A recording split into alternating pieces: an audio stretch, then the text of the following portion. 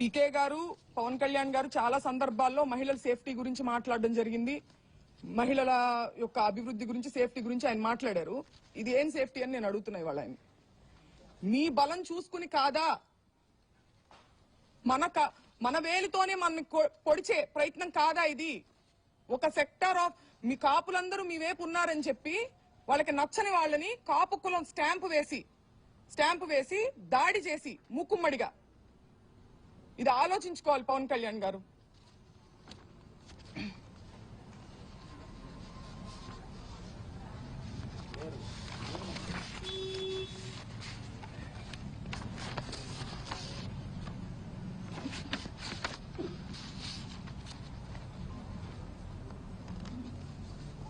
కుటుంబాన్ని టార్గెట్ చేయడం, కుటుంబంలో మహిళల్ని టార్గెట్ చేస్తే అంబటి రాంబాబు గారు భయపడతారు అనుకోవడం. ఆయన దేనికి భయపడట్లేదు, నేను అరెస్టుకు భయపడను, నేను రెడ్ బుక్ కు భయపడను అని ఎందుకన్నారు?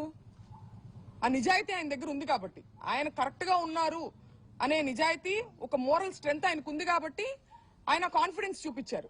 అంతేగాని ఈ రకంగా ఆయన మహిళల మీదకి వస్తే అయితే మేము మహిళల మీద దాడి చేస్తాం, మీ ఇంట్లో మహిళల మీద, అప్పుడు కూడా నువ్వు భయపడవా అని అనడం ఇది రౌడీజం అవుతుందా, రాజకీయం అవుతుందా?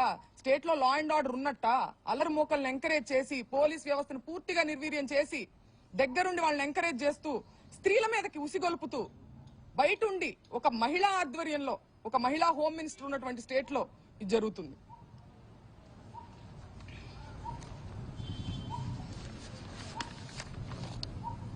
ఇంకేమన్నాడు కదా రాంబాబు గారు రాత్రి కోర్టులో చెప్పి నన్ను ఫిజికల్గా ఇబ్బంది పెట్టారు, నన్ను కూర్చోబెట్టి నన్ను బాగా చేశారు. అవును, ఏమన్నారు? ఏం చేశారు? మేము కూడా ఉన్న మాట నిజం, కాకపోతే ముందుగా ఉండి మాట్లాడుతున్నారు, మాకు సరిగ్గా వినిపించలేదు. బట్ మాకు ఎమోషన్ అయితే అర్థమైంది. ఆయన చాలా ఇబ్బంది పడ్డారని, వారిని ఇబ్బంది పెట్టారని చెప్పి అర్థమవుతుంది. అంటే ఏంటంటే ఇప్పుడు మనం ఎంత మేధస్సు, ఎంత చదువు, ఎంత డబ్బు, ఎంత పలుకుబడి సంపాదించినా సరే ఇంకా మేము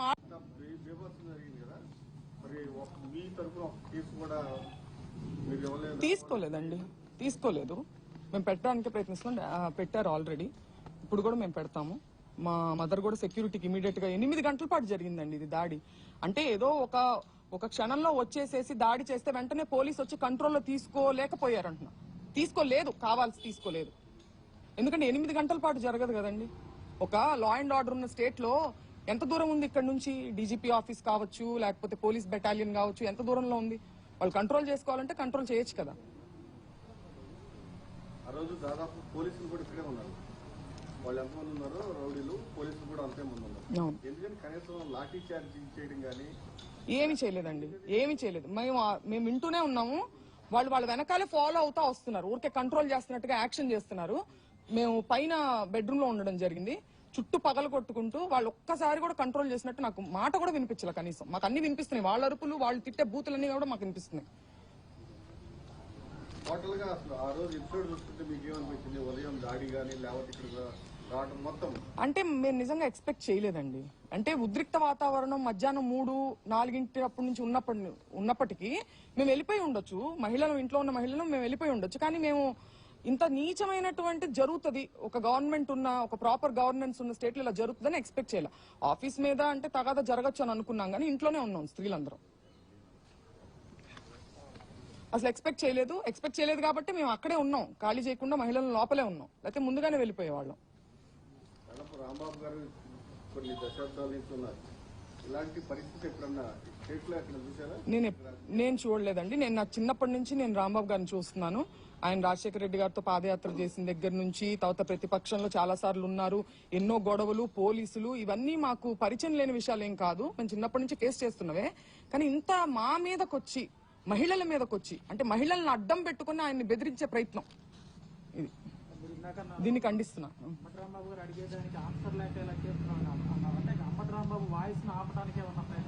ఖచ్చితంగా అదే కదండి. అంబటి రాంబాబు గారు ఎక్కడా దొరకట్లేదు. ముందుగానే ఇప్పుడు దొరికింటే ఎప్పుడో ఆయన ఇబ్బంది పెట్టేవాళ్ళు, ఎక్కడా దొరకట్లేదు. పైగా నన్ను అరెస్ట్ చేయండి అనే ఒక కాన్ఫిడెన్స్ ని ప్రదర్శిస్తున్నారు.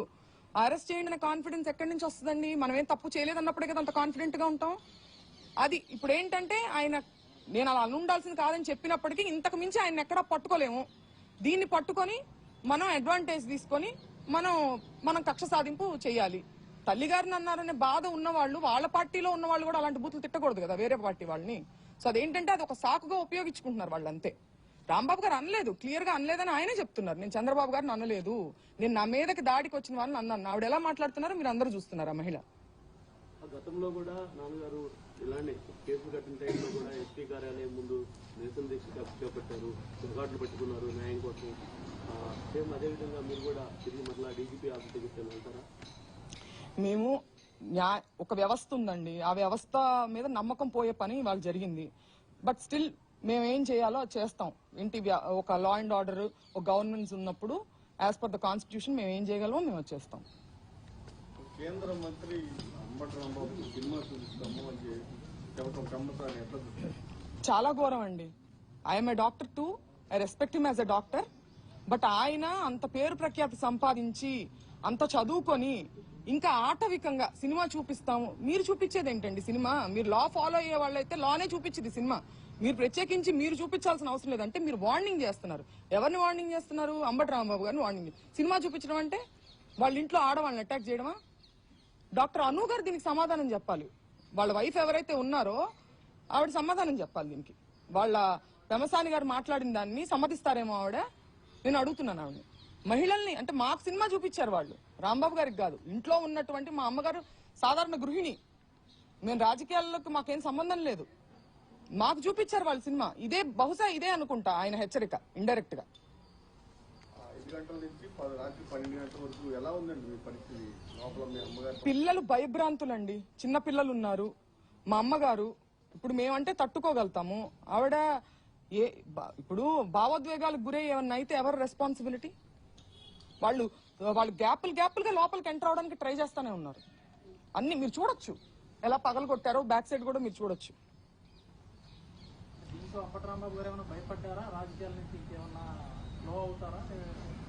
రాంబాబు గారు, అంబటి రాంబాబు గారు నిజానికి భయపడతారు, బెదిరింపులకు కాదు, ఇలాంటి చీప్ టాక్టిక్స్ కి కాదు. నేను చిన్నప్పటి నుంచి చూస్తున్నాను ఆయన్ని. నిజం ఉంటే, పాయింట్ ఉంటే, లాజిక్ ఉంటే భయపడతారు.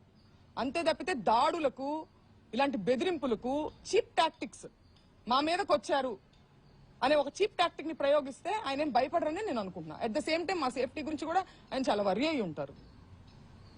మాట్లాడే అవకాశం కలిగిందా రాంబాబు గారితో? లేదండి, అనుమతించలేదా? అనుమతించలేదు.